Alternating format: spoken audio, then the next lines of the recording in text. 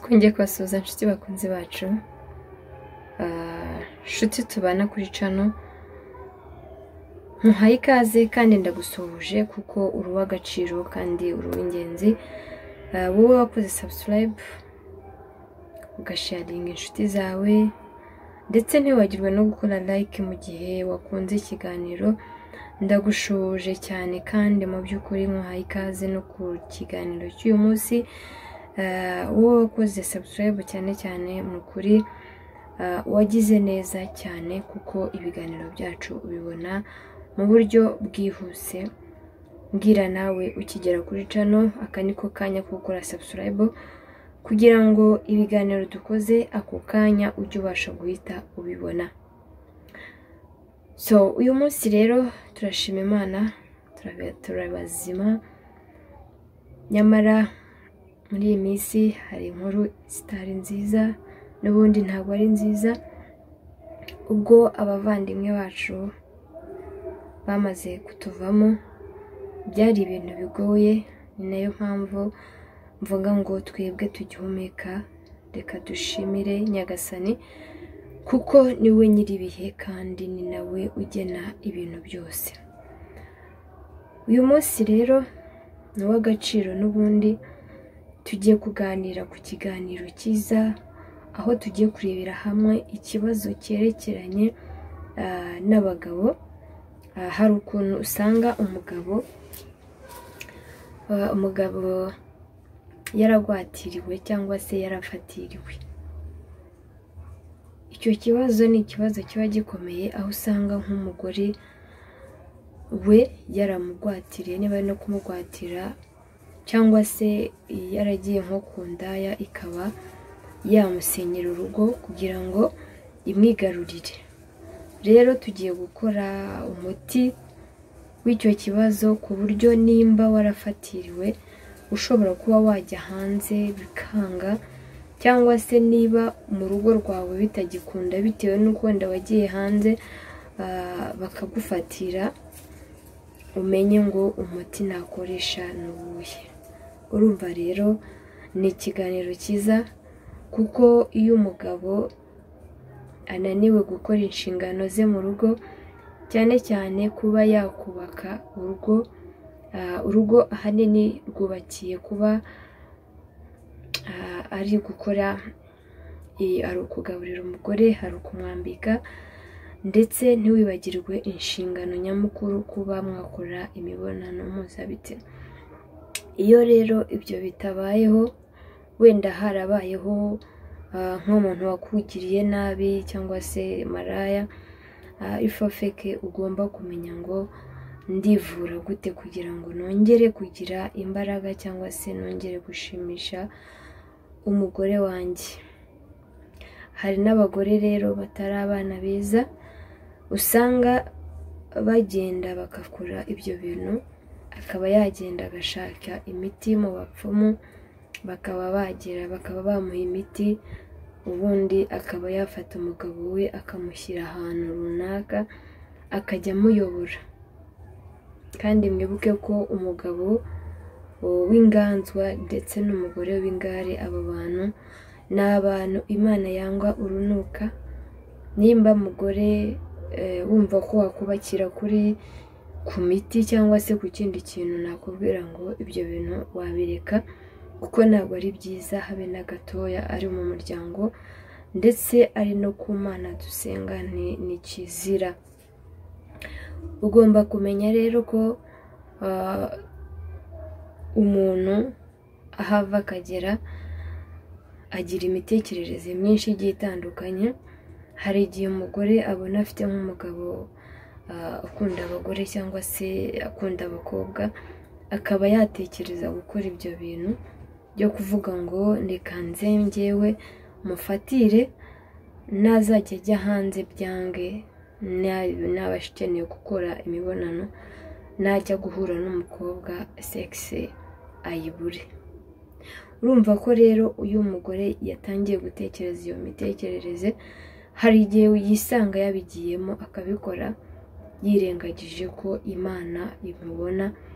Ariko kubw'uko Imana ari nziza yaturemeye ibyatsi n'ibimera ushobora kuba wenda barabigukoreye ugenda hanze bikanga, cyangwa se n'iwawe hari abagore na bamwe b'abana babi baba bashaka gusenya ingo z'abandi, akaba yatuma umugore we bashwana bagatandukana bitewe n'uko imibonano yabuze mu rugo. Ibyo bintu rero ni ibintu bikomeye cyane, ari byo tugiye gukorera umuti mu gihe ufite iki kibazo, ikibazo cyo kuba ujya hanze wenda umugeze nko mu buriri wajya gukora bikanga. Abagore bamwe na bamwe ni abahanga, hari igihe abikora gutyo akavuga ati jyewe ntabwo nshaka ko umugabo wanjye azamenya ko bamufatira, akagenda bakamuha iyo miti, yarangiza akazajya agenda rimwe na rimwe akamumanura, umugabo akagenda bagahura bikemera, ubundi akongera akamumanika ku buryo atazigera akeka yuko umugore we yabimukoreye. Abagore nk'abo rero baba ari abana babi, ntabwo baba ari beza. Aho kugira ngo ukore ibyo bintu, niba uri umusilamu urasari ukereka Imana umugabo wawe, kuko Imana niyo ishobora byose. Ariko nimba nanone utari umusilamu uri umukristo, urasenga, kuko Imana twese iratwumva kandi iradukunda, kandi dusenga Imana imwe. Iyo wizeye rero ko Imana ishobora byose, nta kabuza umuntu wawe arahinduka akaba muzima, mukubaka mukabana mu mahoro, mutagiye kwifashisha imiti runaka ngo genda ufate umuntu mushyira aha n'aha ujye umukoresha nka telekomande. Can you imagine? Urumva iyo umuntu ageze kumva ko umugabo wagiye kumukontorora buri kintu, biba ari ikintu gikomeye cyane. So bagabo rero namwe ntabwo ari byiza ko wafata igihe cyo kumva ko uzajya uca umugore wawe inyuma, kuko ni bibi kandi ntabwo ari byiza pe. Narababwiye ubushize bivamo ibintu bibi byinshi bitandukanye, aho ugasanga umugore ajya akora ibintu nk'ibyo ngibyo byo kuvuga ngo umugabo wanjye ndashaka kuzajya mukontorora, nkamenya buri kimwe cyiwe, kandi umugabo yahawe kuba ari umutwe w'urugo cyangwa se kuba ari nk'umuyobozi, umugore akaza ari umwunganizi kuri we. Ni nayo mpamvu mbwira umugabo uwo ari we wese ko agomba kubaha umugore we, ndetse naho yakora amakosa akaba yamuca inyuma, akabikora mu buryo bw'ubupfura ku buryo umugore we atabimenya. So rero tudatinze, reka tuganire cyangwa se tugere ku mpamvu nyirizina yatumye mfata uyu mwanya. Hari abagabo benshi bagenda bampamagara akambwira ko ukuntu bimeze, nsanga rero atari ikibazo cy'umwe cyangwa babiri, ahubwo ari umwanya wo kugira ngo mbabwire umuti ushobora gukoresha mu gihe wamaze kwibonaho ibyo bimenyetso. Hari uburyo ujya kubonana n'umukobwa wamushakaga, sex igahita igwa, cyangwa se wanakoraho ukagira ngo ibyo bintu nta nubwo wigeze ubitekereza muri wowe.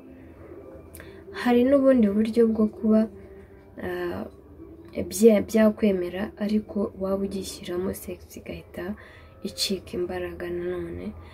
Ibyo ni bimwe mu bimenyetso bikwereka yuko ushobora kuba waragwatiriwe. Mu gihe rero wamaze kubimenya neza ko ushobora kuba warafatiriwe n'umugore cyangwa se n'amaraya, hari ibi biti bigeze muri 3 ukoresha kugira ngo ubashe kuba wakira. Igiti cya mbere ugomba kuba ufite igiti cyitwa umurinzi. Umurinzi ni igiti, ni iki giti ureba.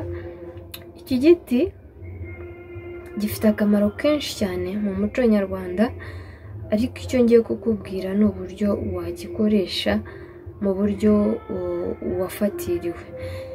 Hari no kuba wajya ugashaka umuswa. Urabona umuswa wamereye ku ikawa, umuswa waje mu ikawa, noneho rirataka ryayo urarifata ukaba urifite naryo. Hanyuma hakaba n'igiti bita inzinga. Iki giti nacyo cyitwa inzinga, ni ukuvuga ngo nacyo ugomba kuba ugifite. Ugomba kuba ufite umurinzi, igiti cyitwa umurinzi. Iki ngiki ukaba ufite n'icyo kindi cyitwa inzinga, ukaba ufite na rya taka ry'umuswa wamereye ku ikawa, ku ibiti by'ikawa. Hanyuma ukabifata, warangiza ugafata ya nzinga ukayikokoraho amababi yayo, warangiza ukabyanika na wa murinzi, amababi yawo nawo ukawanika. Wamara kubyanika, byamara kuma, ugafata ka gataka ko wayunguruye neza, kameze neza, ka wa muswa nyine, ukabifata ukabivanga. Wamara kubivanga ukayungurura, noneho kakavamo ifu y'ibyo kombine eshatu. Za kombinazo eshatu wamaze gukora niwo muti uba ugiye kwivuza. Ufata rero, ufata nk'ahantu ku mubiri wawe, cyangwa se tuvuge n'urugero ushaka gufata nko ku kibero, ukaba wakataho akantu gato cyane ku buryo ni ku bumoso cyangwa se n'ahandi, ubundi ugafata ka gafu wakoze ukaba ugashyira hantu wakase habiri, hamwe n'ahandi. Warangiza ugafata iyindi fu yasigaye ukayivanga mu mazi, ugakaraba, ukabyoga iminsi 3. Ni ukuvuga ngo wa murinzi uba ugiye kukurinda ko atazongera na rimwe kuba yakumanika. Hanyuma ya nzinga na wa muswa uragenda ukarya ahantu bagushyize, ukavayo bigakunda. Ariko nanone wibuka gusenga, kuko iyo umaze kubikora, iyo uri gukaraba urivugira aho ubwawe, kuko nawe iyo agiye kukuzirika aho hantu agushyira, aragenda akavuga ngo nkushyize ahangaha, nzajya nkukoresha ibyo nshaka, avuga amagambo. Umunwa wacu ni umunwa nakita ko urema. Ibintu bimwe na bimwe twiyaturiraho bitubaho. Niba uyaturiraho ibintu byiza bizakubaho, kandi niba uyaturiraho n'ibintu bibi sometimes bizakubaho. Ni ukuvuga ngo ugomba kumenya ngo niba uri gukaraba, ukaraba uvuga ngo ahantu hose naba ndi ntazi aho ariho, rwose ndashaka kubohoka nk'aba muzima. Ni ibintu bisanzwe. Hari abantu rero bifata bakavuga ngo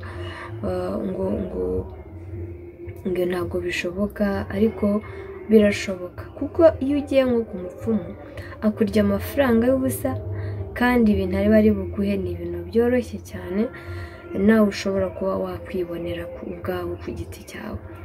Uyu ni umuti rero ushobora gukoresha mu gihe wafatiriwe, ubundi ukaba wamera neza. Mu gihe utawufasha ngo ubishyire mu mazi, ushobora no kubifata yafu yindi ukayishyira mu mavuta. Wajya umara koga bisanzwe, ugafata ya mavuta arimo wa muti ukisiga. Igihe kigera mu cyumweru, mu gihe udashaka kujya uwukaraba, ibyo bintu birashira. Ariko ukibuka no gusenga, ugasaba Imana imbabazi, ukavuga uti Imana rwose narakosheje, ariko ndifuza ko namera neza. Imana iratukunda ikakubabarira, ubundi ukabana n'uwo mwashakanye mu mahoro. Urumva rero ibintu bidukikije ni imiti igiye itandukanye. Nimba ufite iki kibazo, aka niko kanya ko gukira ukamera neza, ubundi nakubwira iki, ibintu bikarushaho kuba byiza. Ndabakunda rero, kandi mu by'ukuri muraba agaciro. Wowe utarakora subscribe, please kora subscribe, kandi wibuke no gukora like inshuti yanjye, kuko ubuzima tubayemo ni ubuzima bwo gufashanya, guterana inkunga.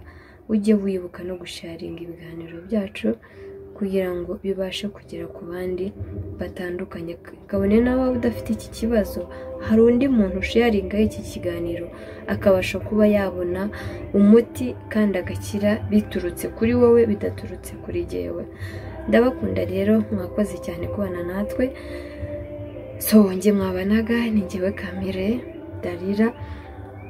Imana ikomeze guhira imirimo y'amaboko yanyu, kandi mu by'ukuri muri ab'agaciro cyane. Imana ikomeze kubarinda. Nawe utaha. Ciao ciao.